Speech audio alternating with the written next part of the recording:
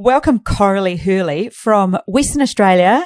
Thank you so much, Coralie, for just allowing me to interview you. And the idea behind this chat with you for this podcast is just to inspire people to realise that anybody can do this. This is a game for anybody, and your road and how people might find that a little bit motivating and hopefully want to follow in your footsteps. Thanks, Hilary. Hey, fantastic you having me on here.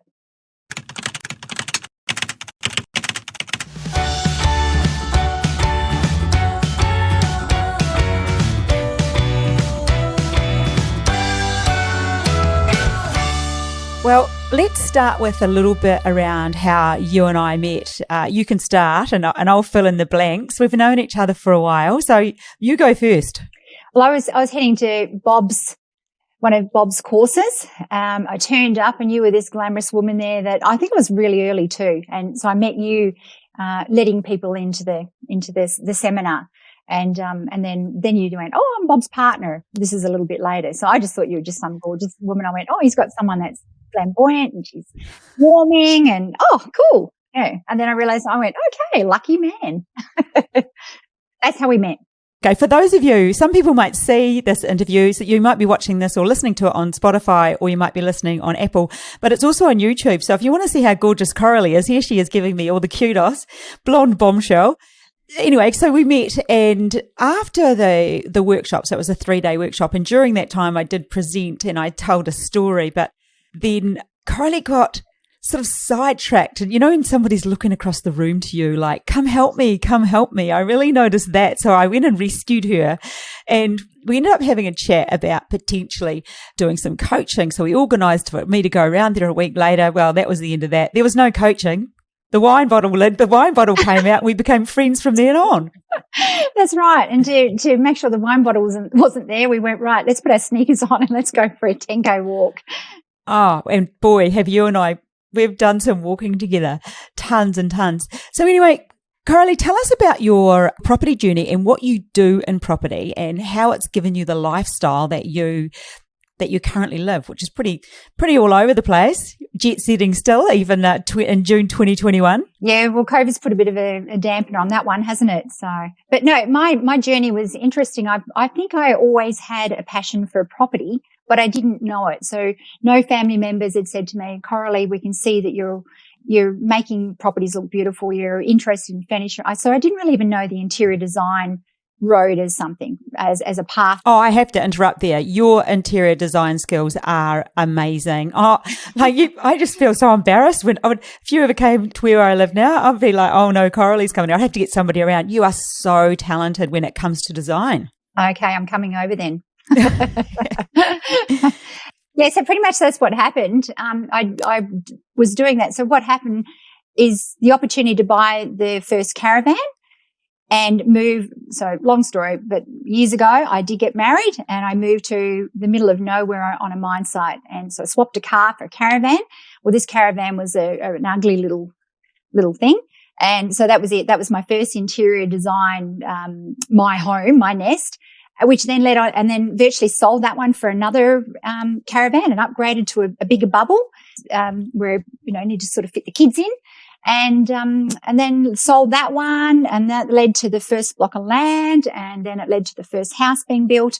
And every time something was renovated and it was beautiful, that there would be an opportunity to sell it. It always looked amazing. Yeah. And instantly there would be this cash flow that would be there. So I'd go, oh, let's sell that and get another one.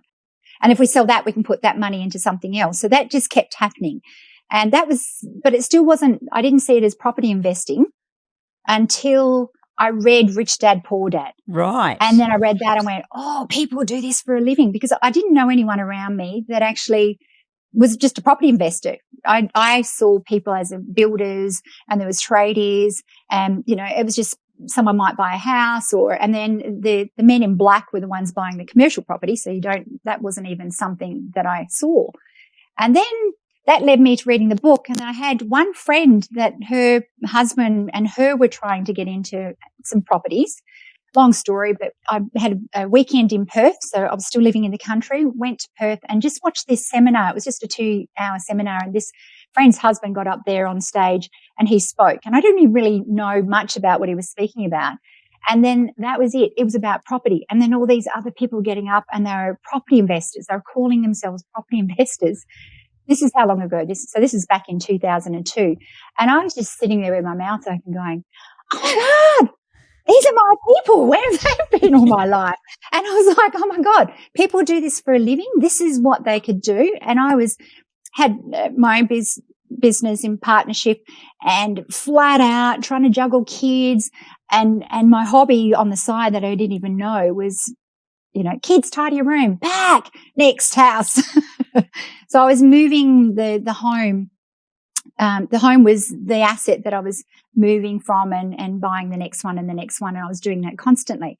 So the minute and negative gearing was all I knew about. So I didn't know about cash flow property. And the minute I read that Rich Dad, Poor Dad book, I went out and bought my best property ever.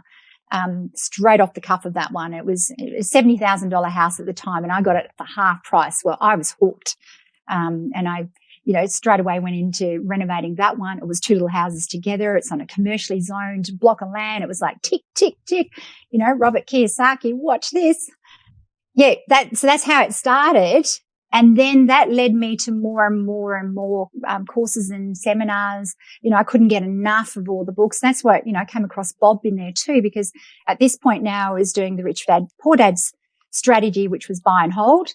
But then you also need to get rid of a few on the way through. So that's where the development came in. So it was like, well, what don't I know about development to then have the development side? So because when I met you, Hilary, I was coming on the back of a previous course that I've done with Bob a couple of years earlier, and then I think there was one before that. So, I brought my daughter to the second one, and then I was doing a repeat when I met you. So I go and have refreshers with Bob all the time. Well, I think what you're alluding to, and we're on the couch tonight, talking about investing as well, but investing in yourself, Coralie, is what you're saying. You've spent, and I know you've not just done, property mastermind courses, or what you refer to them as Bob's courses. You've done plenty of courses, and we've talked about this in the past, but you don't just do them once, you go back and do them again. So you actually invest in yourself, and it's given you a lifestyle that's it's seriously amazing.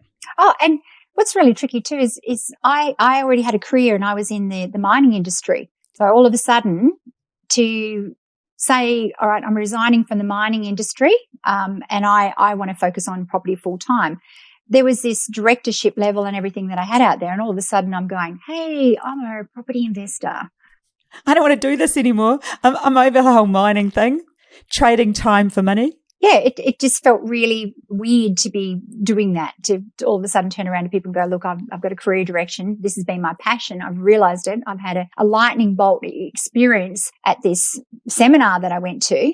Yeah, so I was at this property seminar in Perth where I had this lightning bolt moment, but this moment happened because I had an auntie with me. She's quite an entrepreneurial woman in her own right, and I love her because she's the reason why I'm doing property full time, because I was in this seminar and there was a course happening over in Sydney, and I hadn't done anything like that. I hadn't even hopped on a plane on my own and gone to Sydney or anything. And then all of a sudden, when she turned around and I said to her, oh my God, I would kill to go to this property seminar in Sydney it was. And she just leaned over and leaned into me and she said, well, aren't you the property girl and the kid's dad at the time? She said, isn't he the mining man? And it was that realization that I was actually following. I'd landed in a role and I was good at it, but I was in a role and an industry that I wasn't passionate. I wasn't passionate about. It's just something that I was good at. I did.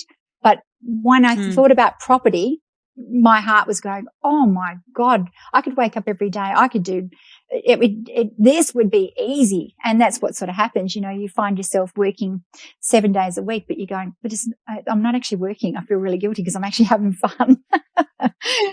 I know, for people to know you, Coralie, you're very organised, you're a very organised woman, but you're also incredibly hardworking. And that's something I admire about you. I think when I first met you, I know you work really hard when you need to, but you're also prepared to just do what it takes. And I have a couple of clients who are similar to that. And I just love seeing that about you. Like, I know but during COVID, you couldn't get people to do things. And so you just put your jeans on and went and got a shovel and did some stuff yourself. And look at you. You're a gorgeous blonde. You look amazing. But if you have to do something, there's nothing that you would think, oh, that's beneath me. You just do so well for yourself. I think for me, people that are prepared to do what it takes get there. Would you agree with that? Oh, absolutely. And hey, it takes one to know one. You know, you've got your hard yakka boots too. So I've seen you do exactly the same thing, but I don't find that that's the variation in property, isn't it? You know, you might be dirty for the next month and you're in the gardens and you're knocking walls down and you're helping and putting things together, and there's dust and dirt running around everywhere. And then next week you're off with the outfit on and you're looking the part to go and borrow some money. And, you know, sort of what you do with property, even like what you've done just currently. So you've moved back you were living in Queensland for a while, moved back over to Western Australia, and you had talk us through what you did, this current project and what you've done. And yeah, the photos are amazing. Well, the current project during COVID, I had 3 sets of commercial units. They're about 100 square metres each. They're only little ones. But the problem is they're at a little size where they're office space, small retail, little businesses, and they became vacant through that period. And it's not unprofessional for that size business, for that, you know, a business or a retail. So an office, retail business going back home and operating that from their own space. Like one was a hairdresser, so she's gone back and she's doing that elsewhere. So, you know, I ended up with these little white elephants that are sitting there and they're empty. So I've gone back in and I've gone, okay, they're in the centre of the town. So I'm now and the accommodation's really short in this particular town that I'm looking at. So can I say town? No, I'll keep it to myself. So it's a commercial property with these 3 units with frontage. So now what I've done, they've got mezzanine floors. I've now turned them into great big, beautiful loft studio apartment office space. I've been putting toilets and showers and opening up the spaces and really making them look commercial and industrial. And the first one looks so good that I've set my office up in here at the moment because it's just fantastic and I'm just working on them all. But that's a, you know, situation where this is why I love commercial too. I don't go and buy a brick house in mum and dad's suburban sort of area. I'm looking for that little old house. It's on a main street. It's its location. It's central and it's got development potential. So if the market changes in whatever town or suburb or city or wherever you are, you know that you're not just stuck to one thing. So the mum and dad's brick house, that's it. All you can do in a low economy is either sell it at a low or rent it at a low and hang on in there. Whereas if you've got a commercial zoned piece of land or you've got a mixed use for that particular land, that's what I want, the land, then you can change what it is. So it's like playing Monopoly, isn't it? If you're playing Monopoly, you can put the little green house on there and then you can put 3 or 4 and then you can put the little red hotel or a couple or whatever. Well, I want that piece of land. I don't want the one that is just a little brick house and that's it. There's no more development potential with that, and it is only going to be a house because it's amongst houses. No, I'm not interested. I like to have my risk factor where I can change with the market and be creative. So that's what's happened with this one. I've been creative. So once upon a time, your office retail was all good, solid investments, whereas now that's not. And where I'm at, the accommodation, the shortage is just the perfect thing. And this is such a trendy little place that I'm quite proud of this one. Yeah. So do you ever find, like, that's been so exciting for you, and as usual you've turned it into something amazing and beautiful. Do you ever how's that nerve factor when those became empty? Do you ever think, oh no, finances down the toilet, or, you know, what goes through your head at the time? How do you get yourself from these were all going well and then they became empty? What's the transition that goes on in your head? Is there a scare factor, or how do you deal with that unknown situation? I think you've just got to sit down and you've got to look at them. I think when I buy things, I'm actually looking at that already. So I'm looking at an exit strategy whenever I buy anything. So if I'm buying a block of land and it's in the middle of 2 commercial properties, I'm looking at it, and this is just a couple of old houses.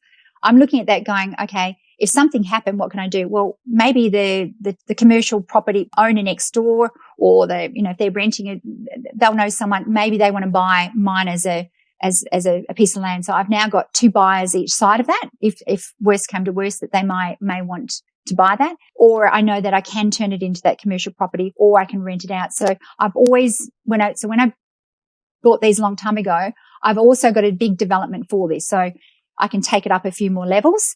I can split walls. I can do all sorts of things. So there was a lot of advantages to buying them, knowing that I could do a whole lot of things with them. So when this happened, then I just had to reflect back and go, okay, where's all my strategies? So as I think of things, I actually have folders that I keep where I have those pictures or ideas. So say this one here, I had some Melbourne inner city living little studio apartment warehouse frontages and interiors. So I just sort of filed them in there because I go, oh, that would be interesting if it ever happened. I could do that there. So I've got a little photographic memory for interior design ideas, and I just flick through. So I just start going through the ideas. So every property I've got, I'll go, oh, I could do this here. Oh, I could go that. I could do that. Oh, I could split that one. Rather than have one tenant, I could put 3 tenants into this one by splitting the shed, for example, an industrial shed. And I've got petitions, and I could put an office here and a portable donga, and I could now have 2 tenants because the space is too big. So I'm thinking like that all the time. Quite strategic with potential, what could happen depending on what does happen almost. Yeah. Carrying on with commercial, you'll always stay commercial. You're a commercial woman. That's where your passion is. What's the big picture for you? Where do you end up, Coralie? Going back to that one, that was the thing that turned me off commercial there for a while, because I thought the men in black were the ones that did that. It was just at a level where you go, oh gosh, you can only take one deal to go belly up and bankrupt. So the thought of getting into commercial was a really scary type thing. But I started learning more and more about commercial as well, because I just had that bit of I don't know anyone that really does commercial unless they just appeared to be a bit bigger. And I thought, I don't want to get caught in that one. I'm quite comfortable with what I'm doing.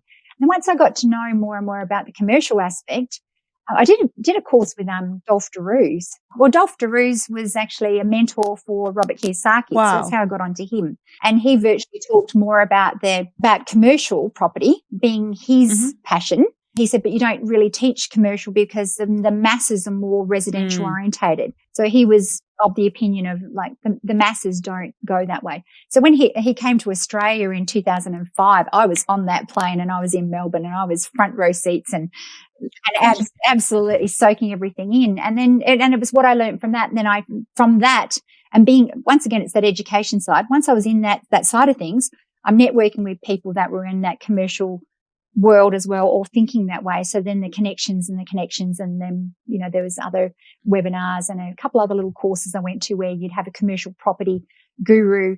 That's what they do for their livelihood. And then they're in there just teaching you some things. So then all these collections of questions I've got, I'd be one of those people. You'd be the lady at the front with her hand up the whole time. Pick me. So is there ever a fear? Do you ever hit that fear, or you've got enough now that when one's low, you're always carrying yourself through? The biggest tip I found with commercial property was initially writing up a contract and then not knowing what due diligence I had to do, because I didn't know what was hidden there or what I didn't. You don't know what you don't know. Yeah. Exactly. And then so that led me to this guru, or one guru, and he was just an investor, and there was probably only 50 people at his little course. And that was probably the best thing I ever did, because this guy was living proof of what he was doing. And what I learned from that was, that was my hand up in the air going, hey, I've got myself caught in a commercial deal. There was a situation where there was about 15 tenancies in this particular heritage listed building I was getting at. And I virtually had it subject to finance, and I thought I was just naive, and I was treating it like property. And then I had a few things that I wanted to do to look at to make sure I need this and I need that. But one thing I didn't do was get a copy of the tenancies, and I assumed that they'd be written up commercially the way I thought they would. And then when I got those later, there was a whole lot of, that's when I realized, oh gosh, commercial tenants, And tenancies are written up however you want them to be. So, there was some really tricky things in there that were, it cost me. So my budgets that I'd written up were totally off par, and I looked at it and went, what I thought was going to be a cash flow property. Wasn't. Yeah, it wasn't. And I went, oh, hang on. No, it wasn't. So that was what led me to this seminar. And I went, that was my first question. It's like, this is what I've done. I've got myself caught up in there. I thought I listed everything I need to know. And then virtually the big tip that I learned from that one was an annexure. You add an annexure, which gave me the due diligence power to actually have it covered to cover that whole realm of the things I don't know that I don't know. So I could, it covered everything. Yeah. So I was lucky that one didn't. Just the importance of the right education. But that one was scary. Yeah, because that was nearly that one deal that nearly took me out. So I know that also that you stagger them. Like I know you do really good cash flows, and that was something you taught me, that you make sure that your tenancies are never falling due at the same time. So all tenants are moving out on the same day. That was just, I remember that in a conversation we were walking one day. I was like, oh, yeah, I suppose that would be right with commercial, something I never thought about. You're very good with numbers, and you do massive planning, don't you, around tenancies? Absolutely. Yeah. I'll look at a commercial property and I'll look at what I've already got there, and I can see when different ones are coming due. So someone might be on a 5-year lease, and that's great. And then I might have another property that a tenant might go bankrupt or they leave or something happens. And so now I'm going to end up with a couple of properties empty at the same time, or I end up with, say, a tenancy's in a property, and then I might have another property behind, and then they say, look, can we take that back property? And that's all cool.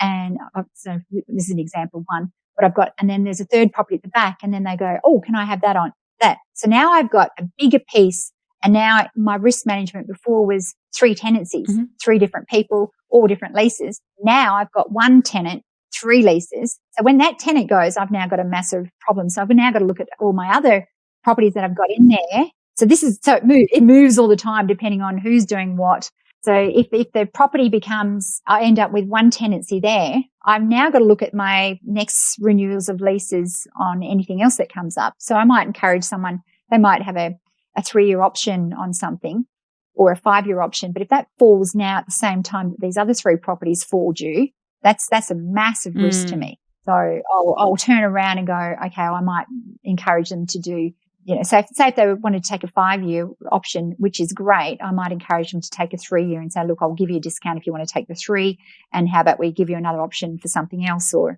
I'm trying to make sure that if a tenant was to leave, I don't end up with a massive amount of properties empty at the same time. Yeah, in a bad market even. So if it's in a good market, you've probably got no problems. But if it ended up being a low market, well then, yeah, there's the risk there. So how many hours do you think you're working each week now? Like when it comes to like what you do, because I know you're very hands-on doing lots of other things. We'll get to those shortly because there's some other exciting stuff that you do. What amount of time do you spend on your property journey right now, your property week? I've got to a point where it was pretty much full time because I was doing the property management myself, and that was a gift to myself one year at Christmas. I thought, oh my God, I just need to have Christmas. I don't want to know if that toilet's broken, and I don't want that tenant to ring up and say, hey, I can't, can I pay you next week because this has happened? So that was sort of what was happening when I was managing my own properties. There's that, there's no barrier in the middle. Yes. They come directly to you, and then you get the stories, and then you might go, okay, look, all right, it's okay, because what can you do? Yeah. And then when I handed my properties and everything over to a real estate management, I did that one year. Oh my gosh, I've never looked back. And I totally appreciate my management agents because, oh my God, the job that they do is huge. And I think you have to manage your own properties to realize the value. So I quite often hear people go, oh, what a waste of money. And they charge this. And I'm thinking, oh, I don't get those crazy hour phone calls and then be looking for people to fix that toilet or that light or the storm happened and they've got a problem happening. So, there's that. And then I don't have the loss of rent because now it's the real estate agent's in there, and this is the way it has to. You need to beg and borrow from family or friends, but you need to pay that landlord. That's the best thing I ever did. There's that wall up, like you said, between you and your tenant. You're removed from it. So what hours are you spending on it now, on your business, which fully supports you? So Yeah, so hours now. So it depends. I now have the freedom where I've got the property managers in place. So depending if I don't have any deals that I'm looking at and I've got that little run where everything's all just rented out, geez, I can have a holiday. But I can't help myself. I'm always seeing things, looking at things, and then, I'm researching. But if everything's ticking along and I've got tenants in their properties, there's nothing happening, then I'm fine. But end of financial year, I might have all the insurance renewals that come in. Then all of a sudden, I'm always doing a health check. So I've got all my insurances all coming due together. I don't have them spread out individually. That way I can look at the whole portfolio at the end and I go, okay, where is everything? Who's my new tenants? And I can go through to the insurance broker, sit down and go, right, once again, what is it I don't know that I don't know? What's new? Let's have a look at this. Let's see what's going on and make sure that we've got the correct cover. Because you learn things all the time, even with insurance. So I don't just get the one insurance property in there, pay it, and then just flick on. I think when you put everything all together and do it in one big lump, that's when you find out that, oh, hang on a second, because I've had insurance in place and then all of a sudden my tenant might change. And then I find out later that, hey, the insurance companies won't cover that particular tenant for their own reasons. So all of a sudden I've got a cover there, but I actually don't have cover. So as soon as the insurance company finds out that that's my tenant, it's gone. You know what I mean? Yeah. It's you go, yeah. So you need to the broker needs to find another insurance company to cover that's comfortable to do it. I've got one at the moment that, it's fresh, but I think they're about $2,000 a year in insurance. And this particular tenant, they won't cover it. So my building's not covered. So we're trying to get someone in there. And then, it's $11,000 to have a cover on it. So I'm going, no. Because of the particular tenant and their work that they've got. So do you wish, like looking back now, do you wish you got involved earlier? Oh, hell yeah. I wish that I had have known someone in there and had that mentor back then or being interested. But I didn't have family members that were running out there and renovating. No, I didn't have builders in the family. There was no electricians and, tradies.